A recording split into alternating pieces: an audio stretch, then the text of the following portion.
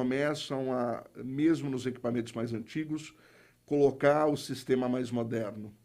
E isso é muito interessante, porque antes você comprava um equipamento, uma geração seguinte, ela tinha atualização, na próxima já não tinha mais para você. E as grandes companhias estão começando a enxergar e falar, opa, peraí, ser sustentável também é manter aquele equipamento mais antigo funcionando por mais tempo. Isso é sustentabilidade. Tá? Até para valorizar o investimento. Até para valorizar o investimento, é assim, a gente vai começar a entrar num ciclo como esse. Tá? Eu sempre falo que a próxima grande revolução vai ser as pessoas terem mais tempo para si, né, para cuidar de si, para cuidar da família, para cuidar dos filhos. Aliás, filha, é um beijo do papai. Né? Eu tenho uma filha de 4 anos, então hoje, eu fiz 49 anos agora em maio, eu começo a enxergar o mundo de uma maneira que eu não enxergava com 20, não enxergava com 30, não enxergava com 40, e agora que eu vou fazer 50, e que eu tenho uma filha pequena, a minha ideia de mundo ela começa a mudar. Principalmente porque eu já vinha deixando o mundo melhor, mas agora eu tenho uma filha, eu tenho que deixar o mundo muito melhor para ela e para as pessoas que estão aqui. Né? Então a gente começa a pensar como é que a gente vai fazer isso. Falando um pouquinho sobre o nosso planeta, eu gosto muito de duas alegorias que me fazem pensar. A primeira, com referência ao que você citou, sobre o consumo desenfreado. Na Noruega, em países nórdicos, existem os lemminguis. Sabe o que é? Não, não sei. Lemminguis são roedores. Então, tem uma determinada época do ano que eles saem desenfreados, devorando tudo que é plantação, e a maioria acaba caindo num enorme precipício, que é muito comum lá, e acabam morrendo. E essa é uma expressão sobre que é uma alegoria que expressa muito sobre o controle que é exercido sobre nós, a influência desse estímulo de consumo desenfreado em si, muitas vezes sem ter essa necessidade. Uma segunda, não sei se você assistiu Matrix. Sim, adoro. A trilogia Matrix, no primeiro filme, tem um momento onde o Morpheus está sendo interrogado. Para quem não assistiu ainda, vale a pena rever. Abre algumas teorias interessantes. O Luiz Fernando adora a teoria da conspiração. Adoro a teoria da conspiração. Então, Matrix tem várias. Até que nós vivemos numa Matrix.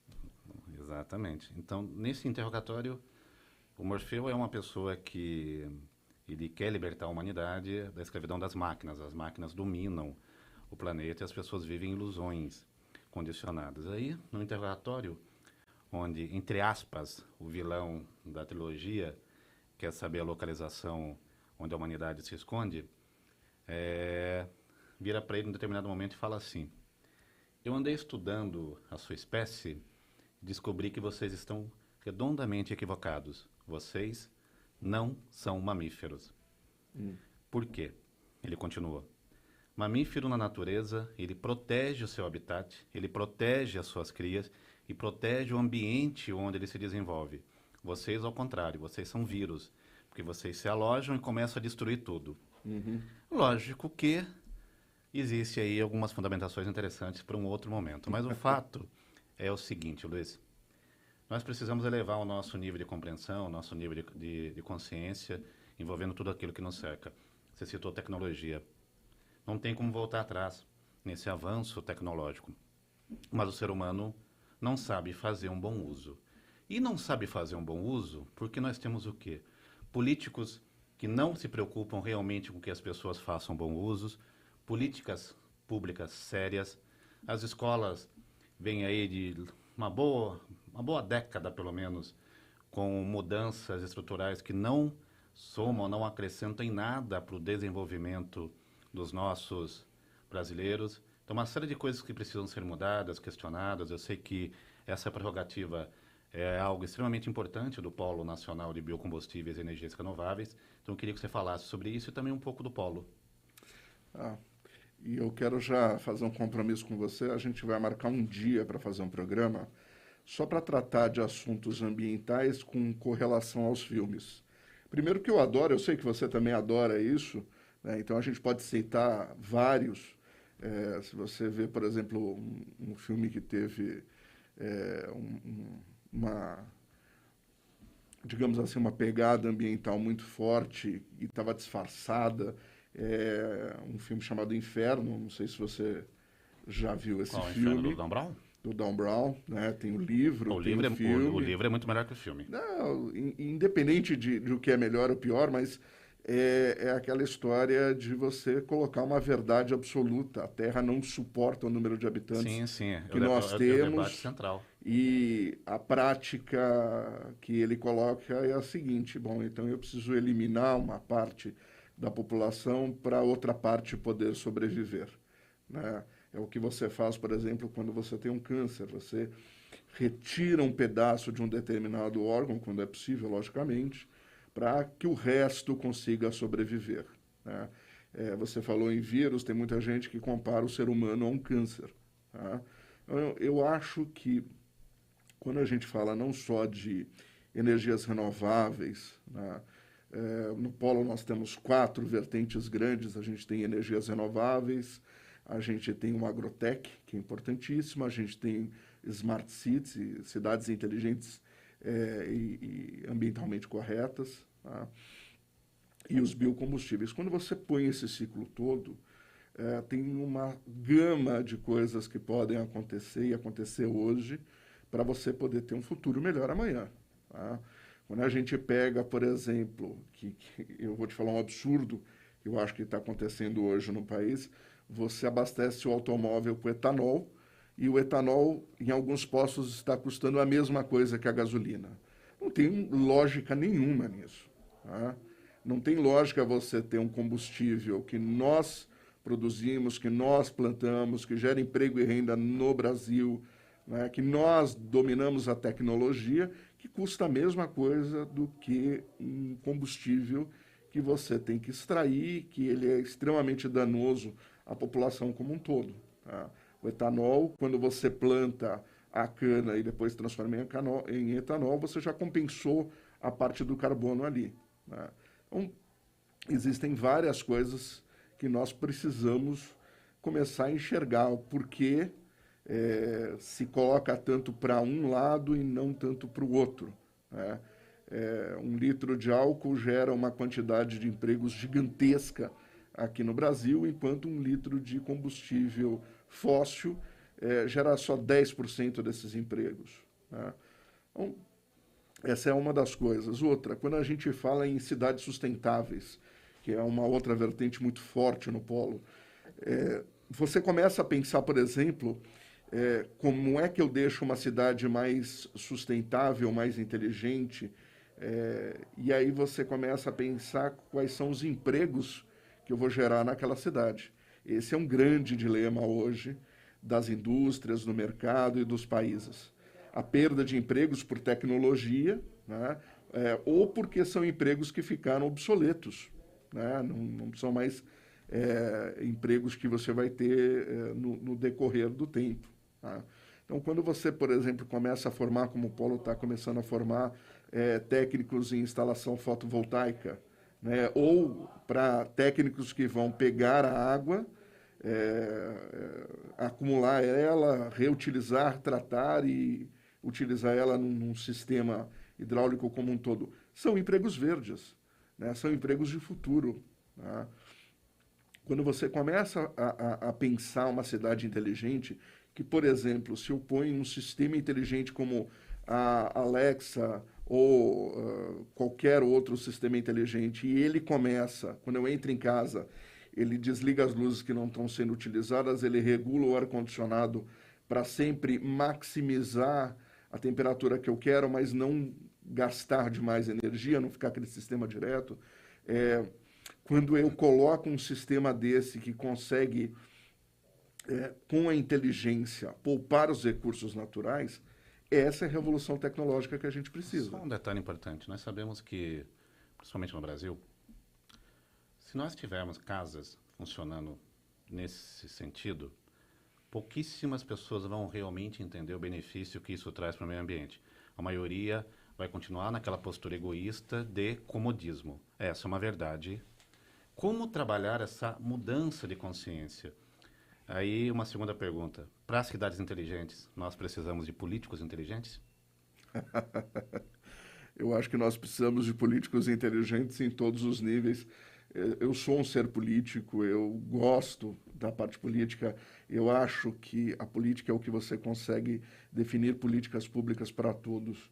O que a gente não pode é tratar política como religião ou time de futebol, entendeu? Não adianta, você gosta do time de futebol porque você gosta, né? Não é porque você pega estatística e aquele ali é melhor, eu vou torcer por aquele.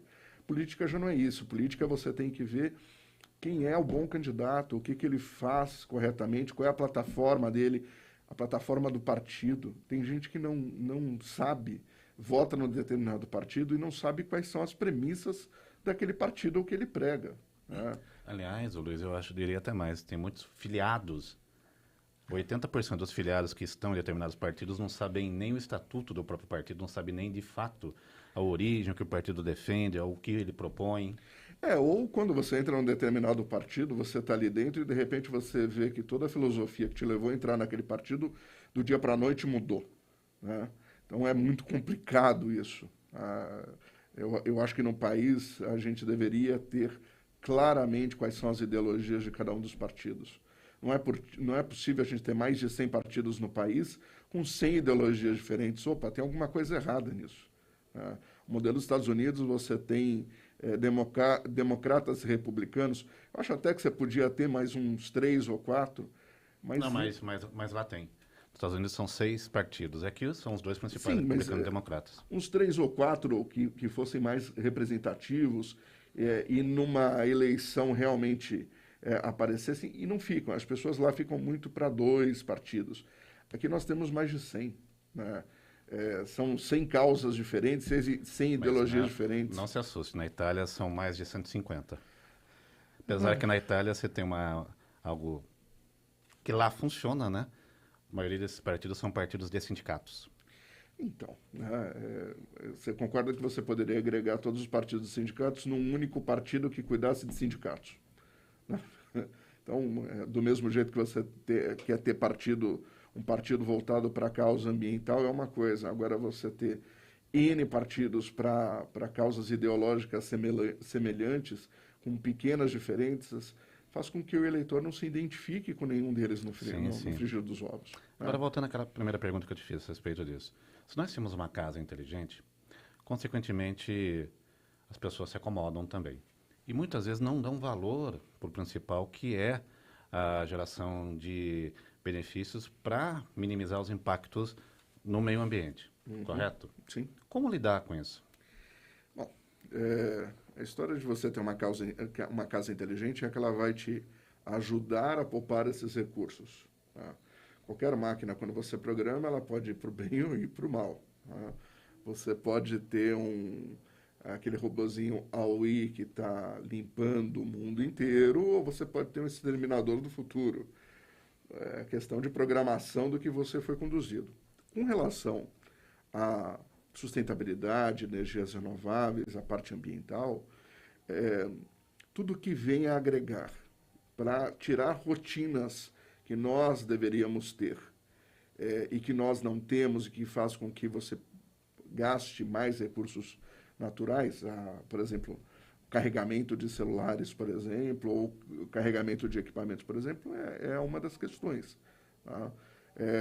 Antigamente você botava um celular para carregar, ele carregava a noite inteira, e a noite inteira ele estava carregando.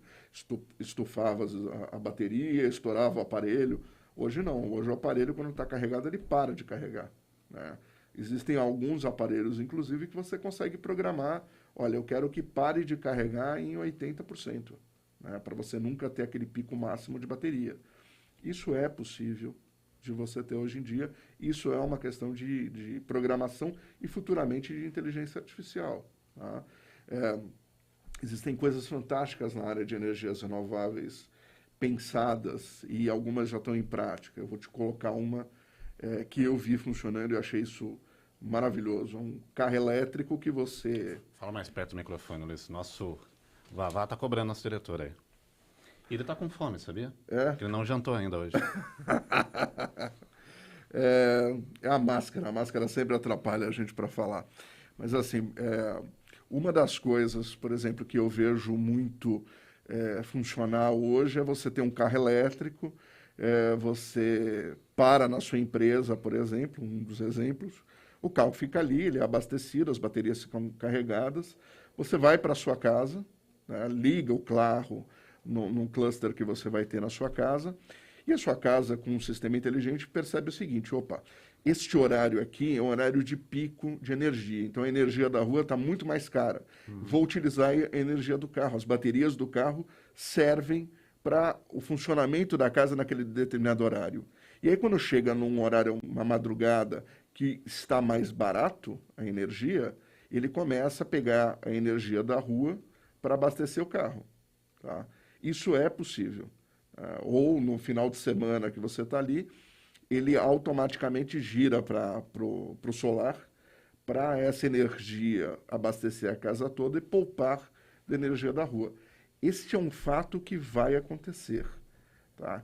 As pessoas vão começar a botar placas solares nas casas, aqui no Brasil principalmente, pelo simples motivo que eu não quero pagar energia elétrica. Se eu tenho uma modalidade onde eu posso ter energia para minha casa e pagar o mínimo de conta possível num sistema que seja híbrido, eu vou fazer isso. Existem outras residências que já são mais radicais. Não, eu vou fazer um sistema onde eu não pago nada ou me desconecto da rede. Essa semana nós tivemos aí algumas informações referentes ao aumento também do valor dos painéis de fotovoltaico. Como é que você vê isso? A questão de aumento de painéis fotovoltaicos tem uma série de coisas. Tem um presidente americano, por exemplo, que proibiu uma série de painéis entrarem nos Estados Unidos por uma questão de um suposto trabalho escravo ou infantil, alguma coisa assim, que precisa ser provado realmente. Se isso acontecer, é realmente drástico. Mas o aumento de valor de painéis se deve também à demanda. Quando você tem uma alta demanda, você tem um aumento de painéis. E aí vem uma grande questão que nós batemos muito forte no Polo. O Polo é um desenvolvedor de P&D, de pesquisa e desenvolvimento, só que nós precisamos de recurso para desenvolver pesquisa e desenvolvimento, para fazer pesquisas, para fazer projetos, para verificar novas situações. Ou seja, fazer algo que aqui no Brasil parece um palavrão. Nós temos que ser cientistas, nós temos que provar teorias que existem e ideias que existem. Quando a gente conseguir fazer isso, a gente consegue, no Brasil, ter um custo muito mais baixo dos painéis. Tá? Pouca gente sabe, mas, por exemplo, nós desenvolvemos aqueles painéis que você consegue botar, ele é translúcido e ele fica na janela. Nós temos uma fábrica no Brasil. Né? E o brasileiro esquece, às vezes, que a gente tem isso. Os projetos de arquitetura, de engenharia, deveriam levar em conta até esses painéis que já existem aqui. Né? Foi desenvolvida agora uma telha, que ela parece exatamente uma telha comum para você botar nas casas e que ela gera energia elétrica. Quer dizer, o brasileiro é extremamente criativo. Né? E aí, quando você alia o brasileiro ser criativo com o brasileiro não querer pagar a conta, a coisa funciona muito rapidamente e muito bem. Tá? Existem hoje algumas linhas bancárias de crédito para o setor fotovoltaico. Sim. Como você vê isso? Então, a gente está, inclusive, desenvolvendo um projeto para dar treinamento para o setor bancário, isso já está pronto, para ensinar para o gerente do banco, que é quem vai dar o financiamento no final, como é que funciona esse financiamento. Né? Como é que funciona a placa solar, o inversor, o que precisa ter naquele orçamento para você poder liberar o financiamento. Né? Eu acho fantástico. Os bancos estão começando a girar para um determinado lado, aonde, olha, se eu estou poupando energia na minha casa, eu tenho dinheiro para pagar a conta. Eu também diminuo a conta, mas eu tenho dinheiro para pagar o financiamento. Né? Esses financiamentos para novas tecnologias, eles vão começar a ser cada vez mais recorrentes. E para coisas práticas. Né? É claro que um banco, quando financia placas solares, ele sabe que as placas vão estar lá na casa. Né? Dá uma segurança para o banco. Dá uma segurança para o banco. Só precisa, e por isso a gente desenvolveu o curso, saber o seguinte: realmente aquele número de placas que está ali é condizente com o que vai ser preciso? Aquele orçamento está condizente com isso? Senão, de novo, a gente vai ter um financiamento, uma coisa muito interessante, e daqui a pouco as pessoas mais espertas Não terá proveito. vão tirar proveito e aí, de repente, você perde uma facilidade que você teria. Eu sei que depende do caso a caso isso, para se fazer um cálculo, mas só para ilustrar para as pessoas que nos acompanham, o quanto, em média, de uma redução de uma casa se consegue colocando a tecnologia fotovoltaica?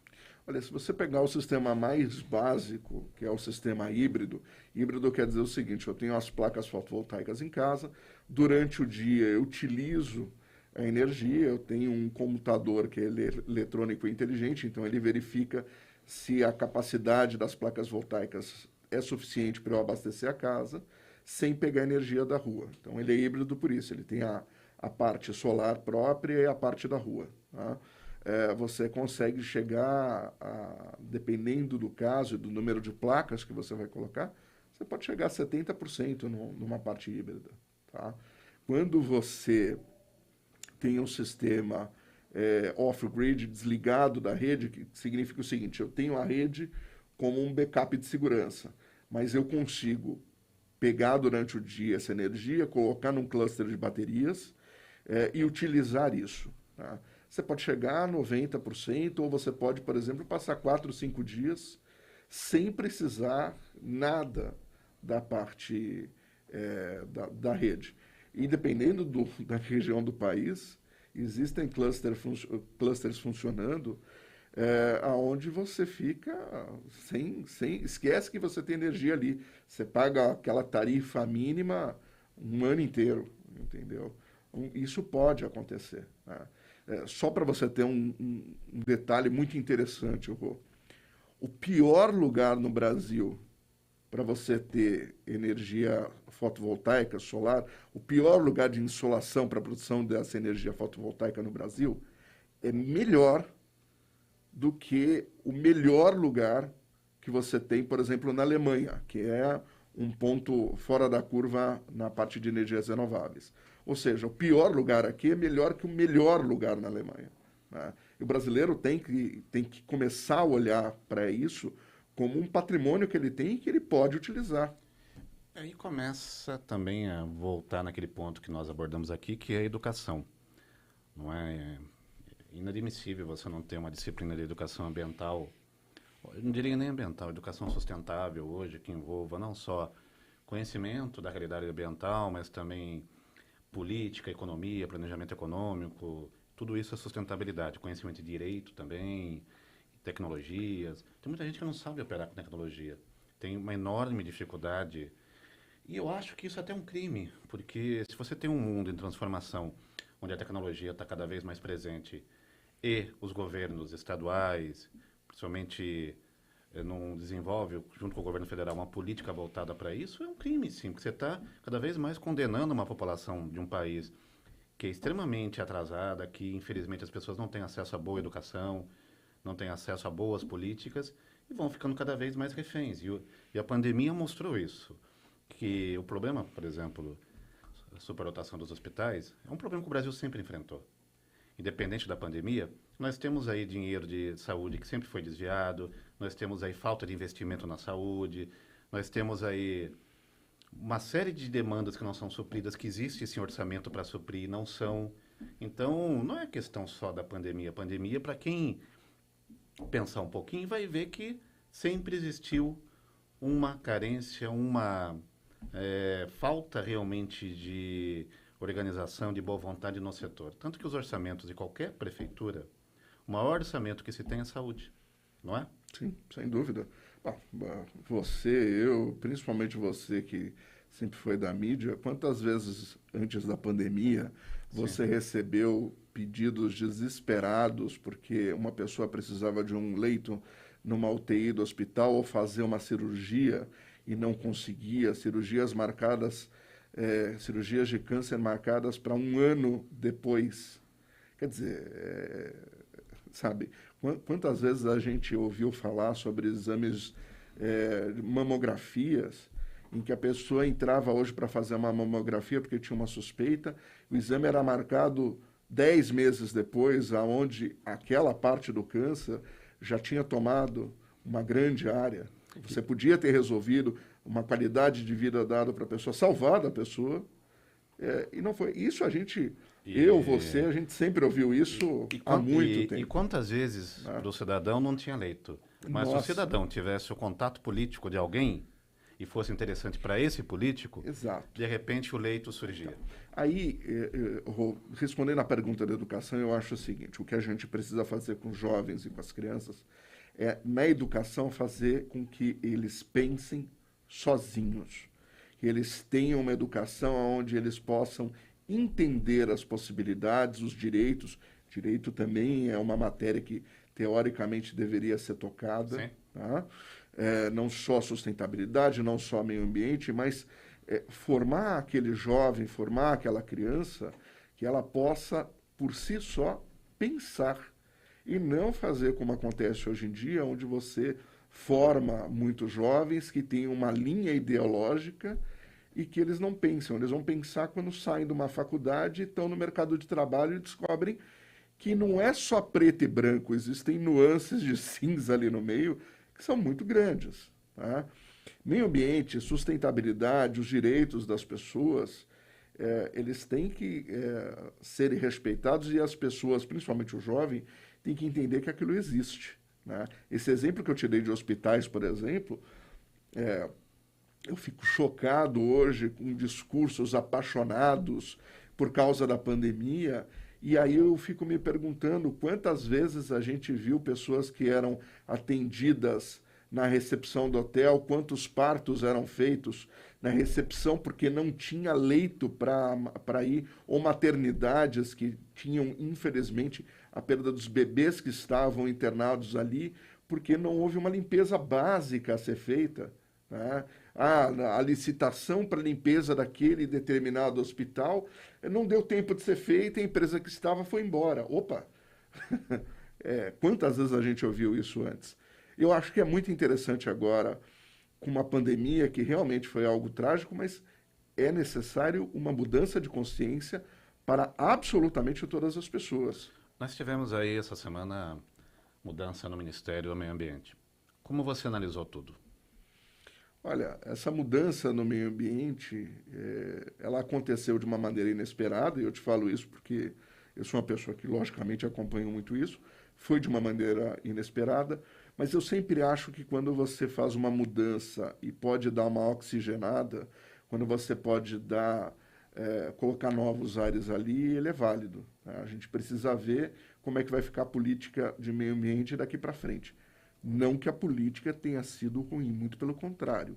Apesar de uma série de críticas que não se sustentam, ao meu ver, existiam algumas que se sustentavam. Tá? Eu acho que o Brasil precisa começar a mostrar que, olha, nós preservamos. O país que mais preserva, quando você fala com relação à agricultura, é o Brasil. Nós temos reservas legais que elas vão de 20% a 80%.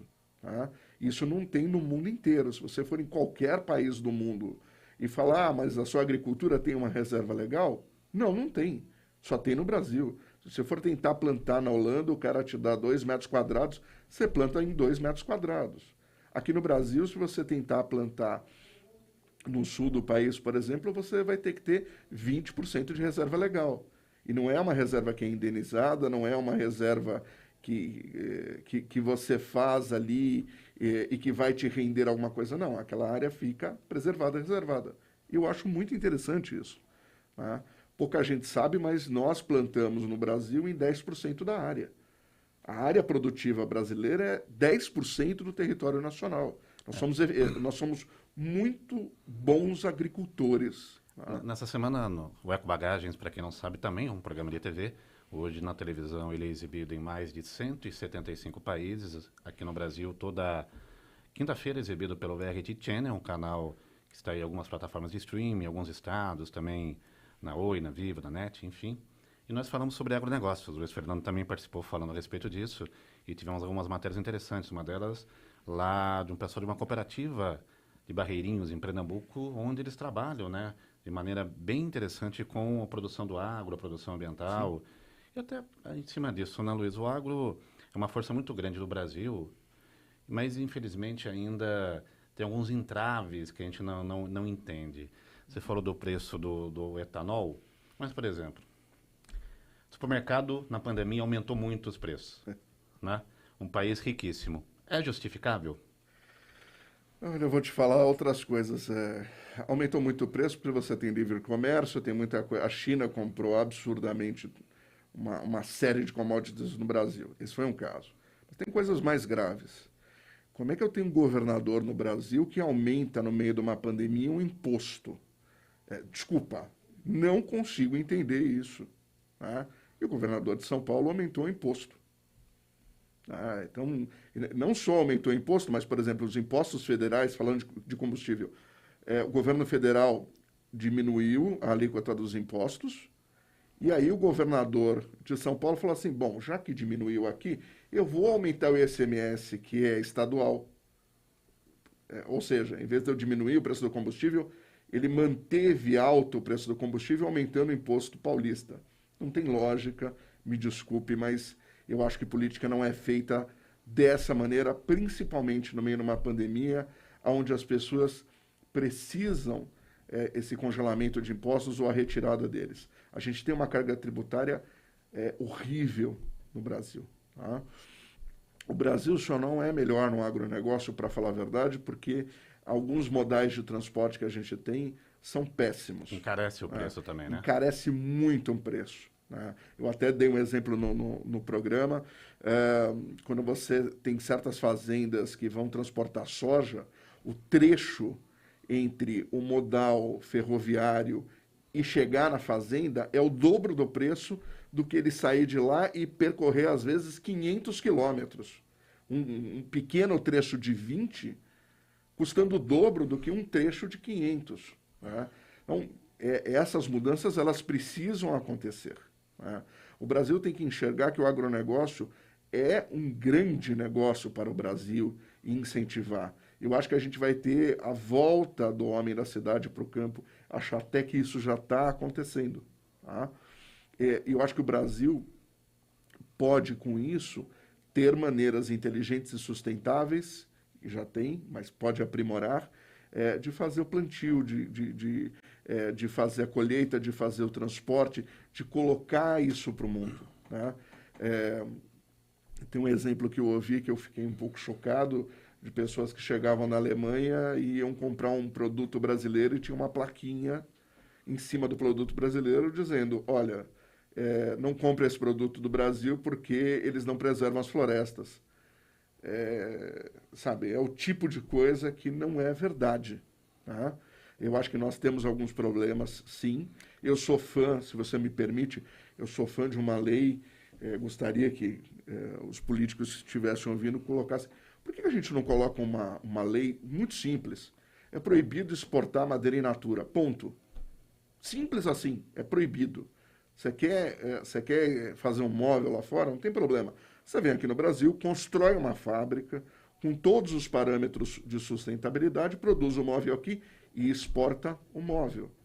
Do mesmo jeito que eu acho que quando a gente vai exportar soja, a gente podia não exportar soja grão in natura, né? E sim um produto que tivesse um valor agregado ali. Então eu vou exportar a soja já pré-processada ou o molho de soja, ou seja lá o produto que for, que aquela soja vai servir.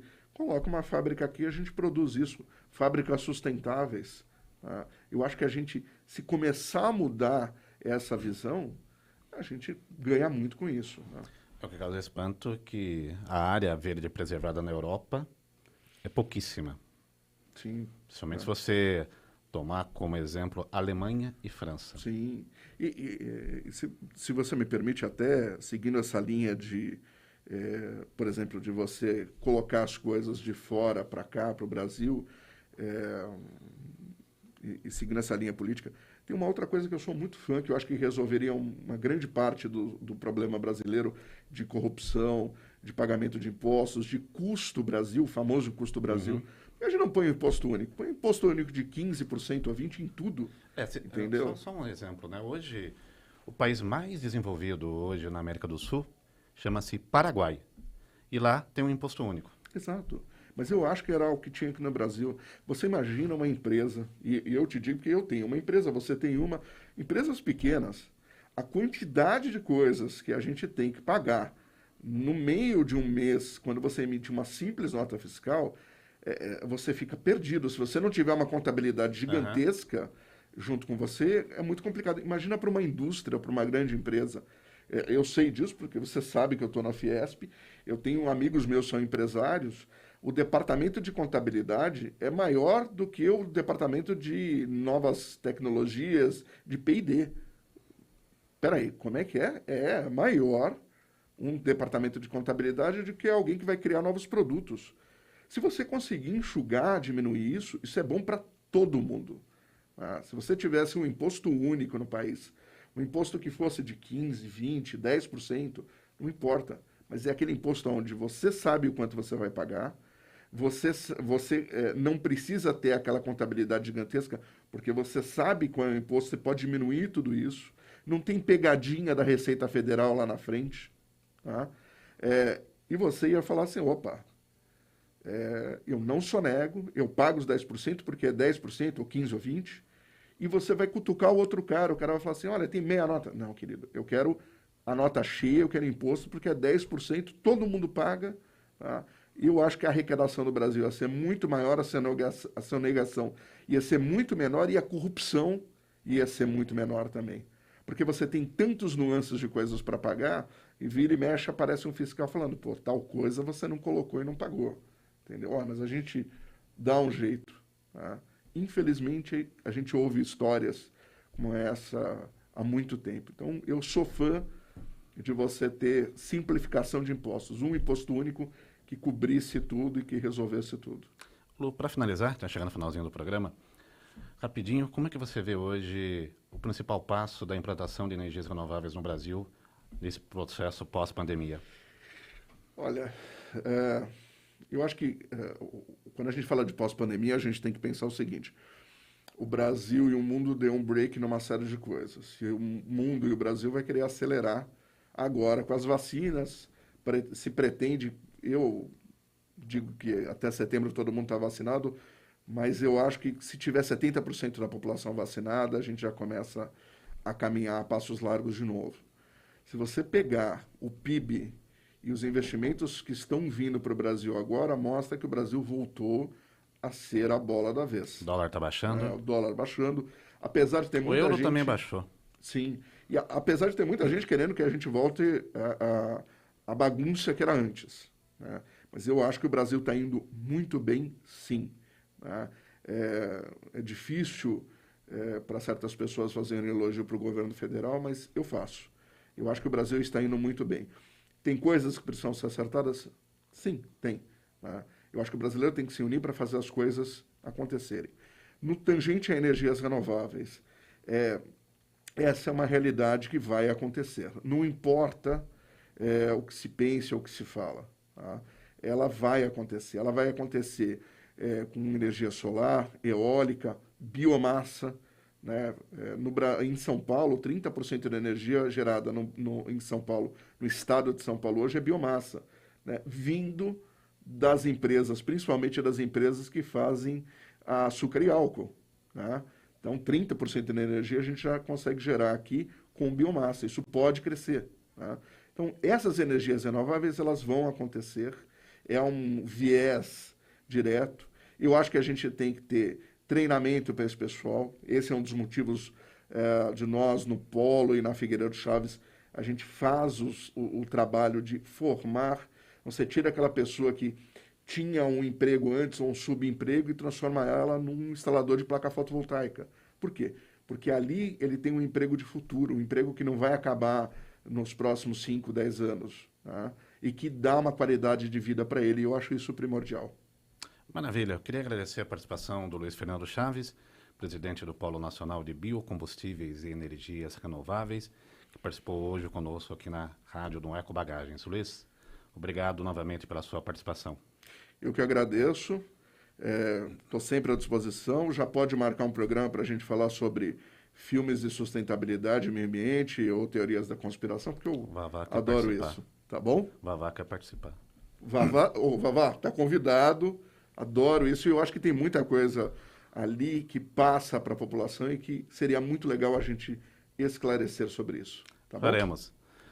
Lembrando vocês que nos acompanham pela rádio, o Eco Bagagens também está na TV, todas as quintas, 21 horas, pelo VRT Channel Brasil. O nosso conteúdo também, nós subimos no nosso canal no YouTube, Eco Bagagens Oficial, está lá rádio, TV, os programas todos. Agradeço novamente a audiência e a participação de todos que nos acompanharam nesse sábado. Vavá, fica tranquilo, que daqui a pouco está chegando a sua janta, tá? Uma ótima tarde para todo mundo, excelente final de semana. Até sábado que vem. Obrigado.